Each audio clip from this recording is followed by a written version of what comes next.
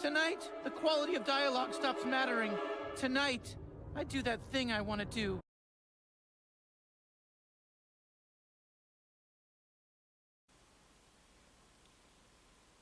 All I have to say, prescription drugs are awesome and you should buy some more now. Yep, the final episode just premiered. Well, for me, I had to actually buy it on Google Play, but whatever. So, it's over. No more Rick and Morty. Next time we'll play, I'll probably have a nice, big, long, gray beard. I'm sure we'll probably have like another couple presidents by then. We'll get to Mr. Poopy Butthole at the end of this review, at least by then. Okay, first off, I have to say, the Rick and Two Crows had one of the best OPs ever. I loved it. It goes up there with a lot of the ReZero openings. Unfortunately, the conclusion to Rick and Two Crows was almost as bad as Promised Neverland Season 2. Almost. One of the greatest anime portrayals, too. The Two Crows had a sexual relationship with their arch nemesis, Crow Scare. I just say, I want to know the rest of Rick's party. We never actually got to meet them from the opening. Of course, Morty was a little too clingy, and he wanted to go on more adventures with Rick. He ended up turning himself into a 40-year-old. And I have to say this, why? Right? Why would he just not be celebrating that Rick, this horrible man, is finally out of his life? Wow. He has an eternal Stockholm syndrome to him.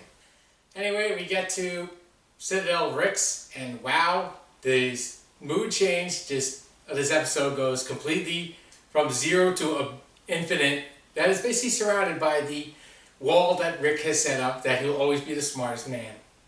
The reintroduction of Evil Morty is one of the best elements of this episode, if not the season. It completely changed the whole dynamic of the show. Like, I really want to know where Evil Morty is going. What universe is he going to go into? Is he going to come into our universe? Is he going to go to another universe? I really love everything about the Evil Morty element of this episode. I love the fact that he basically knew everything that Rick C-137 was going to do before Rick C-137 even was going to do it. Including trying to teleport out, and including the fact that he knew he was going to shoot him a couple times, so he had a force field always around him. I also have to wonder, what happened to the body of 26-year-old Morty? And I'm pretty sure, I wonder how many fangirls were really like, 26-year-old Morty! Including the fact we had one of the more somber flashbacks. Most likely when Morty finally puts all of Rick's memories. Apparently he found out, yeah, his Beth and his wife were both dead. Everything that's been said about Rick throughout the whole season, the fact that he's hanging with a false Beth, it's all true. He lost his Beth to another Rick, who most likely blew her up. All that stuff you saw from the season 3 premiere, that's all true. He would eventually invent a portal gun and would go to other universes. At first he would just hang around, and then he would try to seek him out. He ended up meeting Bird Person along the way, and he went on Bird Person's adventures trying to solve the world's entire problems. And then he went on a bit of revenge tour, literally decimating the entire population of Ricks throughout the infinite universes, up to the point where he ended up basically building the Citadel. That kind of came out of nowhere. Because we all know, Rick doesn't like governments. Why would he help build one? In fact, that's actually kind of an interesting point. Why did he build the Citadel? Why was he even involved? More questions. And then, of course, came the end of the Citadel, when Evil Morty finally put his entire plan to use. Apparently found out that the portal fluid can virtually melt anything. I especially love the fact that he included using Project Phoenix to his advantage. A couple of Mortys killed themselves, figuring they'd be reincarnated somewhere else. And yeah, they were reincarnated right into one of the vacs that was used to create the infinite portal out of the Rickverse. I have to say, Evil Morty is might be one of the best animated villains we've had in a while. Because, I mean, how many people ever thought he would come up with an evil plan and be so successful? Let's see here. He basically used kidnapping the original Rick to basically get access to his information. Don't forget, he acquired that information in Season 1, Episode 10, Close Encounters of the Rick Kind. And here he is. He's using it again. All he simply just did is he just wanted to confirm all the information that was already there. And now, he got himself elected as the president of the Citadel and then used the Citadel to his own advantage.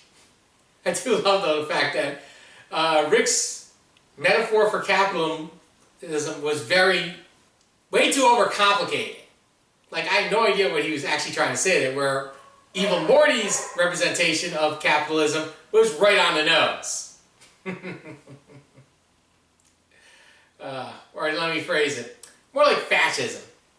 It's also sad to find out that two people with doctorates, Mr. Poopy Butthole and Garbage Goober, their lives have been ruined by Rick. This was a great episode to end the season on, because, I mean, a lot of the episodes were very episodic, and here's two episodes that literally went blended right into the other. I particularly enjoyed the season, as I usually do for Rick and Morty. There were a couple of episodes that are very weak. You have to give it credit. The interesting part about it, we actually passed the 51 episode mark now. Yeah, we're 51 episodes into Rick and Morty. Just to tell you how little that is. ReZero has 50 episodes. So yeah, there's only 2 seasons in ReZero. They took their time getting to episode 51. Now, of course, I really wish they would take their time maybe between seasons 5 and 6, maybe develop the story even more, where you get more of a resolution to what was going on this season. And unfortunately, their contract will not allow them. Yeah, they're going into another season, I think, next year. And of course, this now ends my reviews of all the episodes for season 5. Well, that doesn't mean I'm going to end Rick and Morty stuff on my channel. Yeah, we still got to do the top 5 till count. We always do that at the end of every year. Yeah, the first one was 2017. That was for season 3. And of course, that got copyright claims, so I simply I think, took it off like being mentioned. Of course, I did another in 2019 and 2020. You can look them up. They're on my channel.